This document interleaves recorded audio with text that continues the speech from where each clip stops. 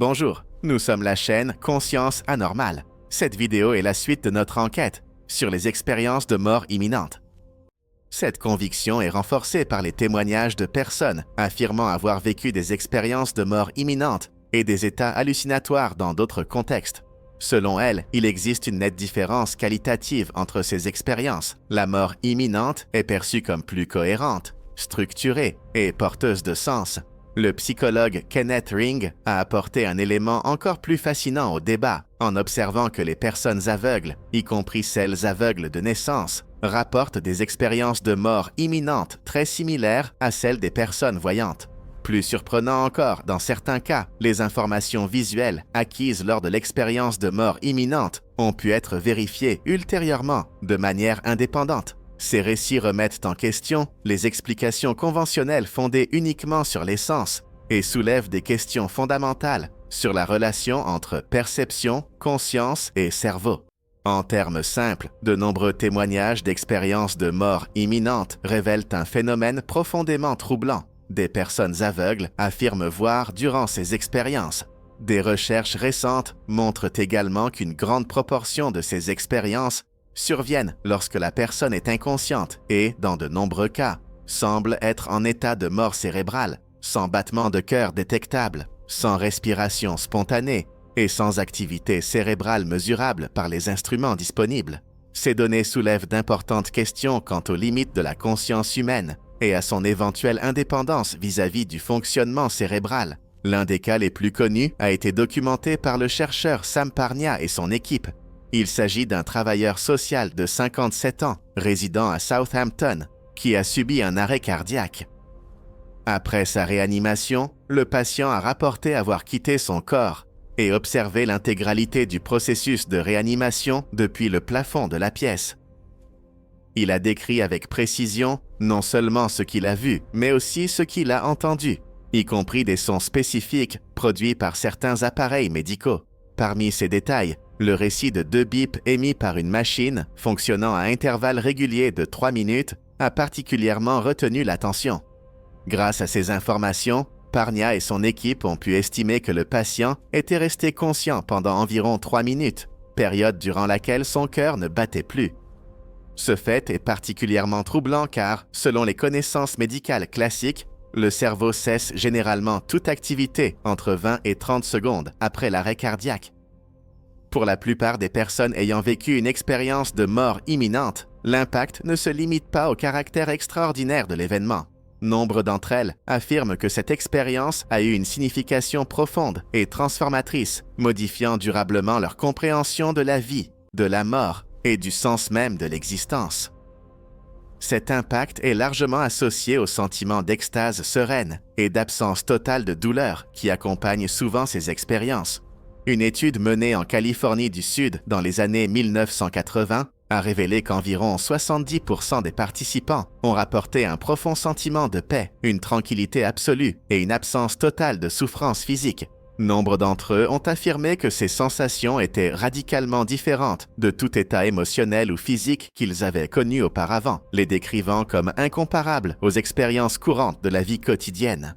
Une femme ayant frôlé la mort lors d'un infarctus a décrit son état avec une grande intensité émotionnelle. Selon elle, la douleur avait tout simplement disparu, comme si tous ses problèmes s'étaient dissipés d'un coup. Ce sentiment de bien-être était si intense qu'elle a déclaré ne pas trouver les mots pour le décrire pleinement, qualifiant l'expérience de magnifique et profondément libératrice. De même, un homme ayant subi un quadruple pontage coronarien a rapporté avoir ressenti un état de perfection absolue, libéré de toute anxiété, peur ou pression, comme si tout était en parfait équilibre. Cependant, la signification des expériences de mort imminente ne se limite pas aux sensations agréables. Le contenu de ces expériences exerce souvent un impact émotionnel et psychologique profond, avec un potentiel de guérison. Dans certains cas, la personne rapporte avoir perçu des individus vivants qui n'étaient pas physiquement présents. Plus fréquemment encore, il s'agit de la rencontre avec des êtres chers décédés.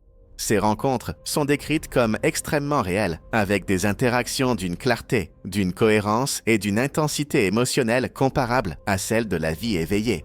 Une femme opérée après une grave hémorragie et un choc septique a raconté avoir senti sa conscience se détacher de son corps, lui permettant d'observer les médecins et les infirmières s'affairer autour d'elle. Elle s'est décrite vêtue de blanc, flottant au-dessus de la scène, avant d'être conduite dans un tunnel aux parois rugueuses, au bout duquel brillait une lumière intense et aveuglante. Au fur et à mesure de sa progression, elle a commencé à reconnaître des visages familiers. Durant ce voyage, elle a vu le visage de son grand-père, qui lui a souri et l'a salué avec naturel et affection. D'autres visages sont apparus en chemin, certains familiers, d'autres non, tous empreints d'un sentiment de bienvenue. Alors qu'elle approchait du bout du tunnel, son arrière-grand-mère, avec qui elle avait entretenu une relation très étroite, lui apparut et lui dit qu'il n'était pas encore temps de rester là, car elle avait un fils qui avait besoin d'elle. Malgré ses tentatives de protestation, le message était clair et sans appel. Elle devait rentrer. Ce genre de témoignage est récurrent.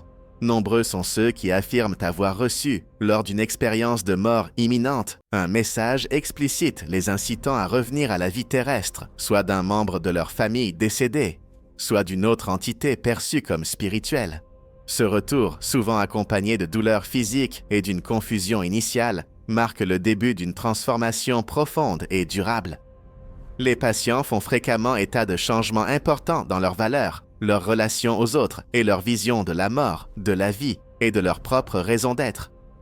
Plusieurs études et témoignages indiquent qu'après une expérience de mort imminente, des changements profonds et durables surviennent dans la perception que les individus ont d'eux-mêmes et du monde.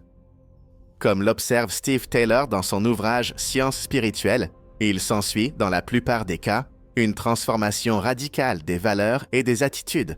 Les personnes qui vivent ce type d'expérience tendent à se désintéresser de la consommation et de l'accumulation matérielle, développant une plus grande sensibilité éthique, de l'empathie et une réelle préoccupation pour le bien-être d'autrui. L'attention, initialement centrée sur soi, se tourne vers les autres. De plus, nombreuses sont les personnes qui font état d'un nouveau sens existentiel. Les relations interpersonnelles deviennent plus authentiques, profondes et intimes, marquées par une plus grande honnêteté émotionnelle. On observe également une augmentation notable de la sensibilité esthétique. Ceux qui ont vécu une expérience de mort imminente décrivent souvent une appréciation plus intense de la beauté, qu'elle se trouve dans la nature, l'art ou même dans les petits événements du quotidien, auparavant considérés comme banals. Un autre aspect récurrent est la disparition quasi totale de la peur de la mort. Le cardiologue néerlandais Pim van Lommel, spécialiste des expériences de mort imminente, affirme que ces expériences confèrent aux personnes la conviction profonde que la mort ne représente pas la fin absolue de l'existence. Selon lui, nombre de personnes qui en font l'expérience en viennent à comprendre que la vie se poursuit d'une certaine manière, même si elle se déroule dans un état différent de celui que nous connaissons sur le plan physique. D'après leur propre témoignage, la mort n'est pas perçue comme une annihilation, mais comme une transition vers un mode d'existence différent, caractérisé par une conscience élargie, plus claire et moins limitée. C'est un état où la perception ne se limite plus à un corps physique spécifique, mais s'étend de manière globale, comme si elle était présente partout simultanément. Ces changements ne sont généralement pas passagers, au contraire, ils se manifestent par des transformations profondes et durables, souvent associées à des améliorations de la santé émotionnelle, psychologique, voire physique. Une donnée particulièrement significative renforce cet impact positif. Les recherches indiquent que les personnes ayant vécu une expérience de mort imminente après une tentative de suicide récidivent rarement. Cela suggère que de telles expériences peuvent agir comme de puissants catalyseurs d'une resignification existentielle, offrant une nouvelle perspective sur la souffrance, le sens de la vie et la continuité même de la conscience. Malgré ces effets constants, la nature des expériences de mort imminente, EMI, reste un sujet de débat intense, tant dans le milieu universitaire que dans la sphère publique. Des chefs religieux, des spiritualistes et certains membres de la communauté scientifique affirment que ces expériences représentent un contact réel avec une forme de conscience qui ne peut être réduite aux fonctions connues du cerveau ou du corps. À l'inverse, des enseignants en sciences, des sceptiques et des chercheurs adhérant au paradigme matérialiste soutiennent que les EMI ne sont que des hallucinations provoquées par un cerveau en état de mort imminente sous l'effet d'un stress extrême. Cependant, cette explication se heurte à des difficultés croissantes. Des preuves accumulées indiquent que les EMI peuvent survenir à des moments où l'activité cérébrale est manifestement absente, ce qui fragilise l'hypothèse selon laquelle elle serait simplement le produit d'un cerveau en fin de vie. Certains critiques suggèrent que la popularisation du sujet après la publication du livre de Raymond Moody a eu un impact culturel, conduisant à réinterpréter les rêves ou les états de conscience modifiés courants comme des EMI. Cependant, des études menées par des chercheurs comme Jeffrey Long montrent que les récits recueillis avant et après la large diffusion de ces travaux présentent des similitudes remarquables, tant dans leur structure que dans leur contenu. Ceci suggère que ces récits n'ont pas été influencés par des facteurs culturels. De plus, les jeunes enfants, moins conditionnés religieusement et ayant des conceptions moins élaborées de la mort, décrivent des expériences comportant les mêmes éléments centraux que celles rapportées par les adultes, ce qui renforce l'idée d'un phénomène constant, indépendant des attentes culturelles. Les recherches sur les expériences de mort imminente soulèvent ainsi des questions fondamentales sur la nature de la conscience. Certains chercheurs se demandent si les données actuelles peuvent être pleinement expliquées par le paradigme matérialiste dominant en sciences occidentales.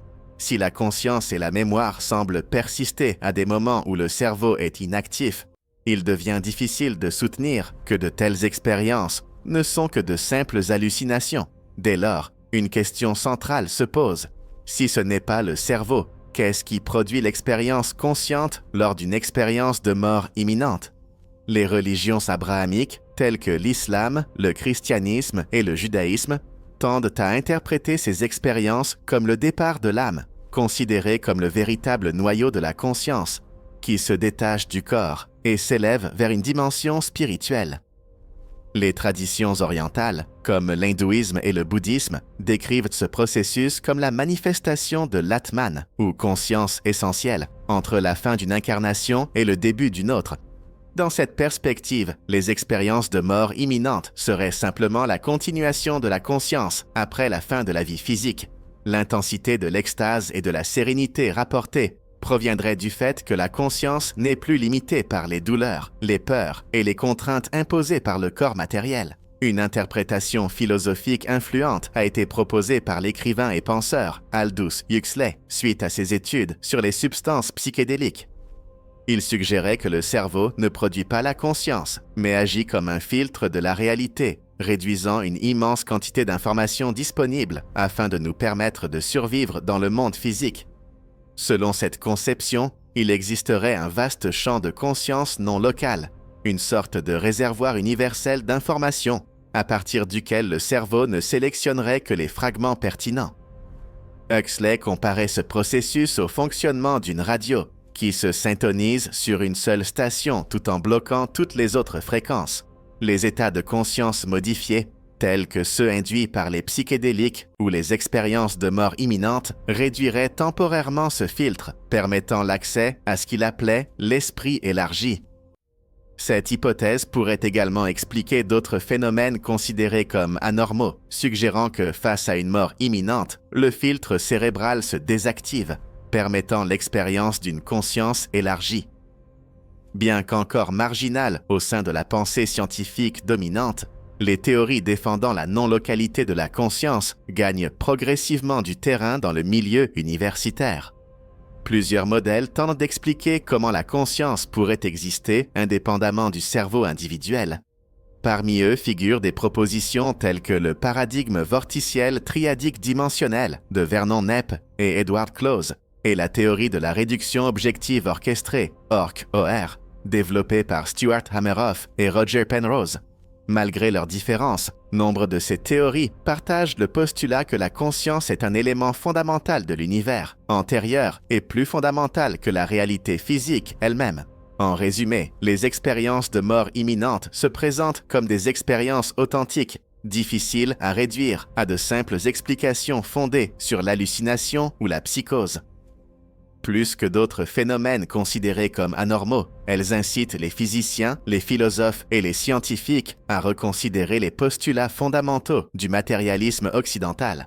Avec d'autres phénomènes liés à la conscience, les expériences de mort imminente contribuent à une profonde réévaluation du rapport entre l'esprit, le cerveau et la réalité, ouvrant la voie à des modèles qui envisagent la conscience comme transcendant les limites du corps physique. Alors, compte tenu de tout cela, quel est votre point de vue? Avez-vous vécu une expérience similaire? Racontez-nous. Nous serions ravis de lire votre témoignage. Qui sait, peut-être le diffuserons-nous un jour sur notre chaîne. Alors, qu'en pensez-vous? Avez-vous déjà vécu quelque chose de similaire? Si c'est le cas, partagez votre expérience avec nous. Nous lirons vos témoignages avec attention. Et peut-être que l'un d'eux trouvera sa place un jour sur notre chaîne.